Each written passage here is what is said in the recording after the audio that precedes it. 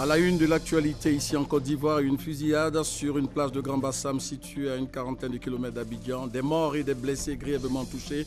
Nous ferons le point dans ce 20h en direct sur ce plateau avec le ministre d'État, ministre de l'Intérieur et de la Sécurité, Ahmed Bakayoko. Vous l'entendrez dans quelques instants. Bonsoir et bienvenue dans ce 20h. Commençons tout de suite par la déclaration du président de la République sur la situation qui a prévalu en début d'après-midi sur les plages de Grand Bassam. Écoutons donc le président Alassane Ouattara. En début d'après-midi, aux alentours de midi et demi, 6 hommes armés sont venus sur la plage de cet hôtel, l'Étoile du Sud, à Grand Bassam, non loin d'Abidjan, et ont commencé à tirer sur les touristes, les clients, et se sont partagés en deux groupes, me dit le directeur de l'hôtel, et ont pu évidemment par ces mouvements et cette attaque lâche tuer des personnes innocentes. Et évidemment, je voudrais avant toute chose dire que ces attaques lâches de terroristes ne seront pas tolérées en Côte d'Ivoire. Et nous avons pris des mesures importantes. Et cette attaque a été maîtrisée en 3-4 heures de temps grâce à nos forces de défense et de sécurité que je voudrais féliciter. Les forces spéciales ivoiriennes sont intervenues dès 13h15, c'est-à-dire 45 minutes après l'attaque, et ont mené des combats difficiles, mais ont réussi à neutraliser les 6 terroristes. Malheureusement, le bilan est lourd, puisque ces terroristes ont réussi à tuer 14 civils. Et malheureusement également, nous avons perdu 2 éléments de nos forces spéciales. Donc ce sont au total 22 personnes qui sont décédées. Je voudrais donc à cet instant présenter mes condoléances aux familles des personnes assassinées et leur dire évidemment que cela, ce n'est pas la Côte d'Ivoire. Et nous continuons de prendre toutes les mesures nécessaires pour éviter ce genre de situation. Nous avons également malheureusement constaté que 22 personnes ont été blessées, 19 civils et 3 éléments de nos forces spéciales. Et je voudrais dire à monsieur le directeur de l'hôtel que nous saluons la bravoure des clients et leur sang-froid, parce que nombreux sont ceux qui ont pu nous envoyer au centre de situation des textos qui nous ont permis de localiser ces assassins et de les neutraliser. Et à l'heure où je parle, le calme est revenu à Grand Bassam. Les personnes qui étaient assignées à 50 km d'ici pour le week-end ont pu rentrer tranquillement à Abidjan. Et je voudrais dire à tous nos concitoyens, à toutes les populations, que la situation est sous contrôle, le calme est revenu et nous continuons de renforcer la sécurité à Grand Bassam, à Abidjan et sur l'ensemble du territoire ivoirien. Après donc cette déclaration, le président Alassane Ouattara a effectué une visite des lieux de l'attentat terroriste pour apporter sa compassion aux populations. Il a donc visité l'Étoile du Sud, le Coral Beach et le WAF Hotel. Le président Alassane Ouattara était accompagné de plusieurs membres du gouvernement et des membres de son cabinet. Comme vous voyez, le président de la République visiter les lieux. Vous aurez certainement le compte rendu complet dans nos prochaines éditions. Merci donc à la réalisation. Dès l'annonce de l'attaque, notre reporter Michel Degré s'est rendu sur place. Nous vous proposons son témoignage sur place. C'est par là qu'il a commencé à tirer. Là. Okay. C'est par là qu'il a commencé à tirer. Le premier coup est couché là. On est arrivé. Il a atteint un premier coup de tir au niveau de là. Dans moi, chez moi, c'était la PJ qui poursuivait les braqueurs. À ma grande surprise, où je remarque un gars, 3 personnes qui sont vraiment très armées, ils avaient poché les cartouches au niveau du ventre. Ils ont trouvé le jeune frère qui est couché là. Ils l'ont abattu en même temps. Combien de victimes occasionnées par cette attaque? Aucun bilan à cette heure. Mais ce que l'on sait, c'est que le dimanche noir de Grand Bassam a débuté aux alentours de 13 h. Les ruelles se vident lorsque des tirs sont entendus du côté de la plage au quartier France.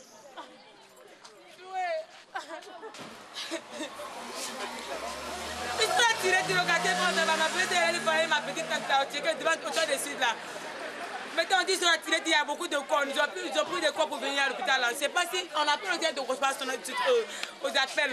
Moi, j'étais là parce que tu sais que moi, je suis commerçant. Donc, bon, j'étais avec les clients, on était là. Bon, ils ont pris les maillots, ils sont là, ils essayaient les maillots de bain. Bon, dès qu'ils ont dit qu'ils vont enlever l'argent, on a eu qu'ils sont là tirés. Mais ça s'est commencé vers au WAF. Maintenant, dès qu'on a eu qu'ils sont là tirés, nous, on a commencé à fuir. Bon, moi, j'étais avec les clients, donc on est rentré dans l'hôtel. Voilà les patrons de l'hôtel même qui arrivent. Sur place, on a été informé que il y avait des gars qui étaient en train de tirer. Donc, aussitôt on est arrivé. Mais comme on n'avait pas accès à l'hôtel, on est resté devant. Et dès que ça a été sécurisé, on est arrivé. J'ai vu que du côté plage, il y avait un mort. Et puis, tout le monde est affolé dans tous les sens. Mais là, on va voir maintenant pour l'instant ce qui se passe. Le périmètre est sécurisé par les forces républicaines de Côte d'Ivoire et d'autres forces étrangères. Des fouilles sont faites sur les personnes qui sortent du site de l'attaque, pendant que les blessés sont évacués dans les différents centres hospitaliers.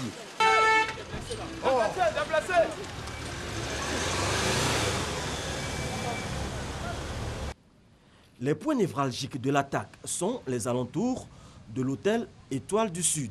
On était à la plage et puis tout d'un coup, on a vu deux personnes en train de tirer avec des balles réelles. Et par panique, tout le monde a commencé à fuir. Mais on ne sait pas tout juste ce qui s'est passé. Ils tiraient dans l'eau, ils tiraient dans n'importe quel sens. On ne sait pas au juste qu'est-ce qui se passe. Voilà. En tout cas, ce que je peux dire, il y a vu un peu dedans, ils sont venus, ils étaient un peu nombreux, ils étaient au moins 5 ou 6 personnes. Il y a deux qui sont venus, les gens, ils ont commencé, ils ont tiré 3 fois en l'air. Il y a d'autres personnes qui se sont couchées à terre, mais ils ont commencé à les arroser. Et puis il y a d'autres qui nageaient, ils ont commencé à tirer sur eux en désordre là-bas. Moi-même, j'étais à 60 mètres de eux. Bon, je ne sais pas comment moi-même me suis en sorti, mais par la grâce de Dieu. Ils étaient habillés comment? Bon, il y a un qui était habillé en tout noir, il avait porté un casque tout noir, puis il y a d'autres qui étaient en civil, mais ils avaient porté les gilets anti-balles, mais ils étaient bien armés en tout cas, ils étaient bien armés. Toutes les forces de sécurité sont mobilisées pour traquer les terroristes. La cité de Grand Bassam reste pour l'heure sous le choc. Voilà, au moment où notre reporter Michel Degré faisait son compte-rendu, le bilan n'était pas encore connu. Dans quelques instants, nous allons donc le recevoir, Michel Degré, pour avoir avec lui des compléments d'information. Nous avons le ministre d'État, ministre de l'Intérieur et de la Sécurité sur ce plateau. Bonsoir. Bonsoir. Mais avant d'échanger avec vous, j'aimerais bien demander à la réalisation si c'est possible de nous proposer l'élément de... Oui, d'accord. D'accord, OK. Donc, Monsieur le ministre, nous allons donc échanger. Alors, vous avez entendu le président de la République, vous avez vu la situation qui a prévalu à Grand Bassam. Vos premiers commentaires? Ben écoutez, c'est d'abord, comme l'a dit le chef de l'État, des mots de condoléances à toute la nation parce que c'est la première fois que notre beau pays subit un attentat terroriste. Donc, c'est un événement marquant de notre vie et prompt rétablissement à tous les blessés. Comme vous avez vu tout à l'heure, le président a pris en charge le dossier. Il a pris les commandes de toute la coordination. Il a activé le pacte qui est notre plan antiterroriste. Et donc, et toutes les forces ont joué leur partition. D'accord. Peut-on avoir un bilan, des précisions sur la situation? Écoutez, le bilan que je vais vous donner, il est partiel parce que les ratissages sont en cours. Et donc, aujourd'hui, comme l'a dit le président, nous avons 22 personnes décédés, donc dont 14 civils. Et parmi les 14 civils, je peux préciser qu'il y a 4 civils de race blanche et 10 de race noire. De même, il faut noter que nous avons 2 de nos valeureux éléments des forces spéciales qui ont perdu la vie sur le champ d'honneur. Et également, on a donné le bilan, il y a 6 terroristes qui ont été neutralisés. Donc ça fait 22 et nous avons 22 blessés, dont des blessés légers qui ont été immédiatement pris en charge par les différents services de notre système de santé. Après les attentats du Mali, du Burkina et tout, on parlait de menaces terroristes et tout. Alors on serait tenté de vous demander pourquoi il n'y a pas eu anticipation, monsieur le ministre d'État. Moi, je vous dirais qu'il y a eu vraiment anticipation parce que, bon, vous savez très bien que notre pays est ciblé depuis quelques années. Donc, ce n'est pas tout ce qu'on fait qu'on met sur la place publique. Il y a eu beaucoup d'anticipation et la capacité de réaction de nos forces est liée à cette anticipation. Il n'y a même pas plus de 10 jours, nous avons mis en place un processus de simulation de ce genre de situation et de notre capacité de réaction. Vous avez pu noter que pratiquement à 30 minutes de la survenance des premiers coups de feu, c'est-à-dire à 12h25, déjà les sites étaient confinés par les premières forces en présence. Et en moins de 2 heures, il y a eu les assauts et 2 heures après, les terroristes étaient neutralisés. Vous savez, cette plage, il y a souvent 500 à 1000 personnes. S'il n'y avait pas eu cette réaction prompte de nos forces, le bilan aurait été plus lourd. Ce qui est important dans ce genre d'événement, c'est la capacité de réaction. Et elle est d'autant plus rapide qu'il y a une certaine anticipation. Et je profite de l'occasion pour adresser les félicitations que le président a transmises à toutes les forces d'intervention. Et nos hommes ont été braves, ils ont agi avec professionnalisme et avec beaucoup d'efficacité. Attends, les Ivoiriens ont-ils les raisons de dormir tranquille? Est-ce que vous pouvez les rassurer? Écoutez, je les rassure et je leur demande de rester calmes. Vous savez, quel est le but des actions terroristes? C'est de faire peur, c'est de semer la terreur. La première réponse, c'est de ne pas avoir peur. La peur, c'est vrai, elle est humaine. On a peur de mourir, on a peur d'être blessé, mais nous devons aller au-delà et montrer que la vie continue, que nous n'arrêterons pas d'être des Ivoiriens, d'être un grand pays, d'être un grand peuple.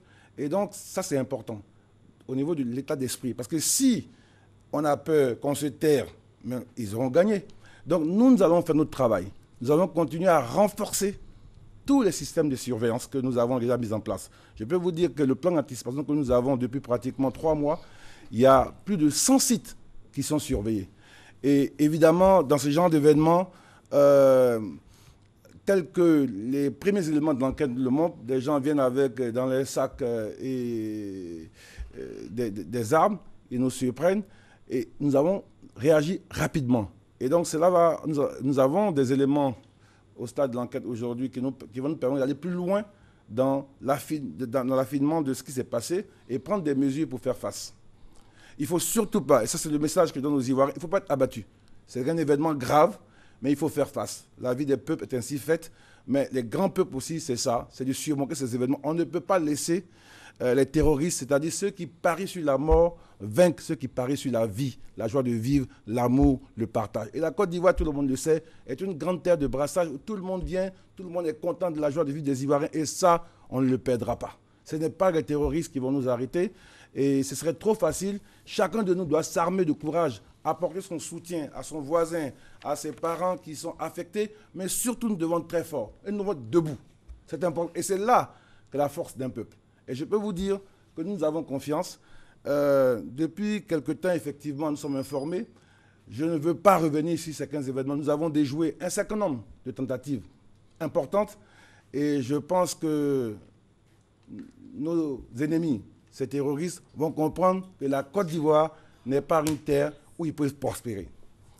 Alors, monsieur le ministre, avant de vous laisser partir, quels sont les secteurs, quels sont les endroits dans lesquels les Ivoiriens doivent encore redoubler de vigilance? Non, aujourd'hui, si vous voulez, dans cet environnement, tout le monde doit être vigilant. Tout le monde doit signaler sur le numéro vert aux forces de sécurité des faits troublants, des faits anodins. Mais comptez sur nous. Nous allons renforcer la surveillance. Aujourd'hui, il n'y a pas de site important qui accueille du public qui ne soit pas surveillé. Vous pouvez me dire, mais comment ça se fait qu'on ait pu justement atteindre Bassam? Bassam était surveillé et je pense que c'est ça qui a permis la réaction rapide de nos forces. Mais évidemment, devant des gens qui sont prêts à mourir, qui ne croient plus en la vie, c'est difficile de parer à 100% à toute situation. Mais nous avons un système de défense qui est capable de réagir très rapidement à toute situation. Il n'y aura jamais en Côte d'Ivoire une faillite des systèmes de sécurité. La Côte d'Ivoire ne sera pas le pays où tous les jours on parle d'attentat. C'est un événement tragique, grave, mais nous allons tout faire pour que ce soit des événements qui arrivent vraiment presque jamais. D'accord. Alors, monsieur le ministre, avant de vous laisser partir, nous allons nous rendre directement à Grand Bassam, où notre reporter Hamza Diaby est sur place. Il nous fait le point de l'ambiance qui prévaut sur place à Grand Bassam. Rideaux baissés, stores fermés, boutiques bouclées. Vous avez pu le constater, les populations de Bassam sont presque toutes réunies ici sur le pont qui sépare la ville historique de Grand Bassam à la ville moderne de Bassam. Elles sont certainement dans l'attente. Qu'est-ce qui s'est réellement passé aujourd'hui dans cette journée qui restera gravée dans les mémoires, cette journée de dimanche?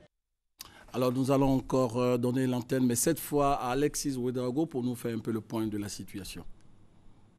Cette fin de journée restera marquée dans l'esprit des populations de Grand Bassam, mais surtout de toute la Côte d'Ivoire. Dès les premières heures, l'hôpital général de Grand Bassam, derrière moi, a reçu les premières victimes de ce drame survenu sur les plages. Il a pu prendre en charge les premières victimes donc de l'incident qui ont généralement été évacuées sur la ville d'Abidjan pour des soins plus adéquats. Nous avons rencontré des familles entières, nous avons rencontré des femmes et surtout ce bébé dont nous avons rencontré la maman très attristée. L'enfant a pu être évacué sur Abidjan. Elle nous livre son témoignage. Bon, je suis venue me distraire un peu avec mes enfants et puis bon, après mon mari allait me rejoindre. Donc à peine on est arrivé, on est assise là, je dis bon, on a qu'à essayer de manger un peu avant d'aller sur l'eau. En même temps mon mari m'a appelé. Il m'a demandé si on a eu de la place. J'ai dit oui, on a eu de la place. Donc il m'a dit bon, qu'eux-mêmes ils sont en route, ils arrivent. Donc dès que j'ai raccroché le téléphone, j'ai dit à les enfants, on n'a qu'à manger. En même temps, on a entendu les coups de fusil. Donc comme j'étais assise avec mes enfants, je les ai attrapés comme ça. Bon, puisque tout le monde courait, donc les trois autres ont commencé à fuir. Le bébé qui était avec moi, donc je l'ai serré et puis j'ai rampé, je suis allée de l'autre côté, je suis allée trouver d'autres personnes là-bas. Avant de donner l'antenne à Gabriel Zani pour des témoignages, nous allons revenir avec le ministre d'État. Monsieur le ministre, est-ce qu'on a une idée de la nationalité? Est-ce que les assaillants ont été identifiés et aussi les victimes? Écoutez, pour les terroristes, je ne donnerai pas d'indications précises parce que les enquêtes sont en cours. Ce que je peux vous faire noter, c'est que nous avons des éléments qui vont nous permettre d'aller très loin dans l'investigation. Nous avons un téléphone portable qui est dans les mains des services de la police scientifique ivoirienne qui permettra de voir toutes les ramifications et d'aller à la source. En ce qui concerne les victimes, à ce stade, ce que je peux dire, nous avons des victimes de nationalité française, nous avons des victimes de nationalité allemande, nous avons des Burkinabés, nous avons des Maliens et du Cameroun. Donc au fur et à mesure, je pense d'ici demain, un communiqué plus exhaustif viendra donner tous les détails. Et ce que je peux également vous faire noter, c'est que le ministre des Affaires étrangères est en relation avec les ambassades et les chancelleries des pays concernés pour la prise en charge des parents de ces victimes-là. Okay.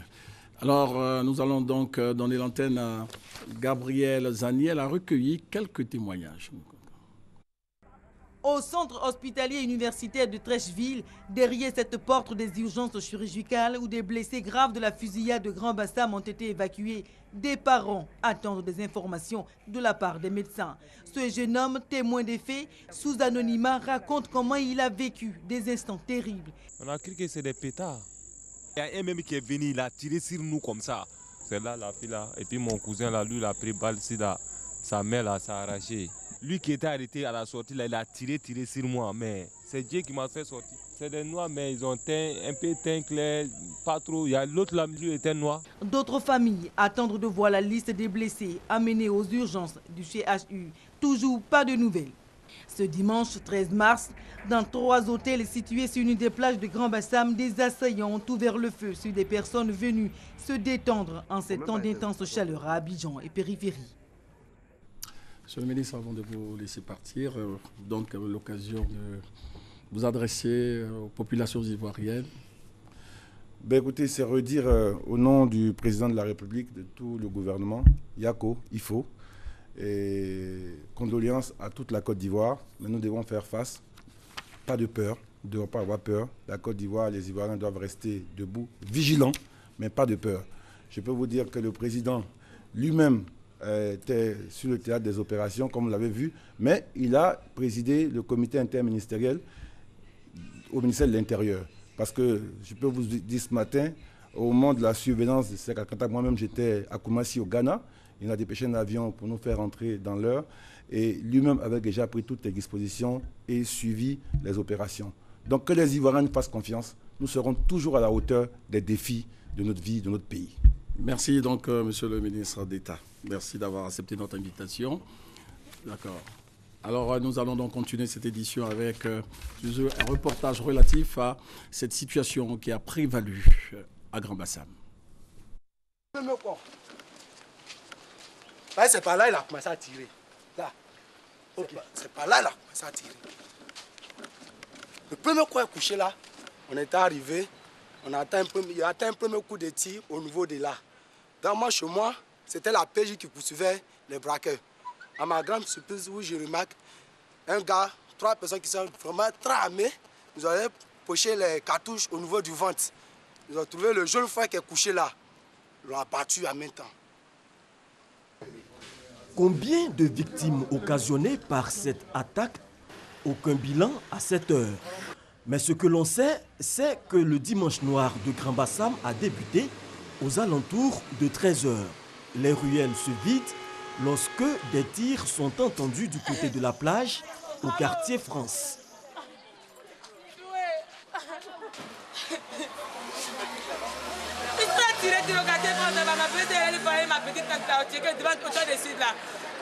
Maintenant, on dit qu'ils ont tiré, il y a beaucoup de corps. Ils ont pris des corps pour venir à l'hôpital. Je ne sais pas si on a pris le temps de recevoir aux appels.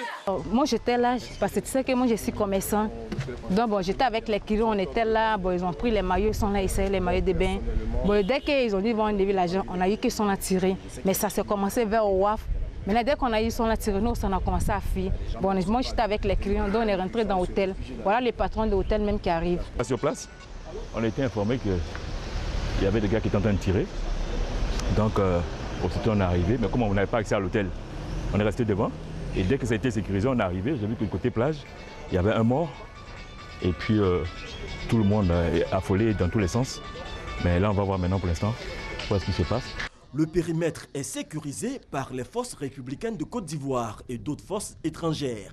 Des fouilles sont faites sur les personnes qui sortent du site de l'attaque, pendant que les blessés sont évacués dans les différents centres hospitaliers.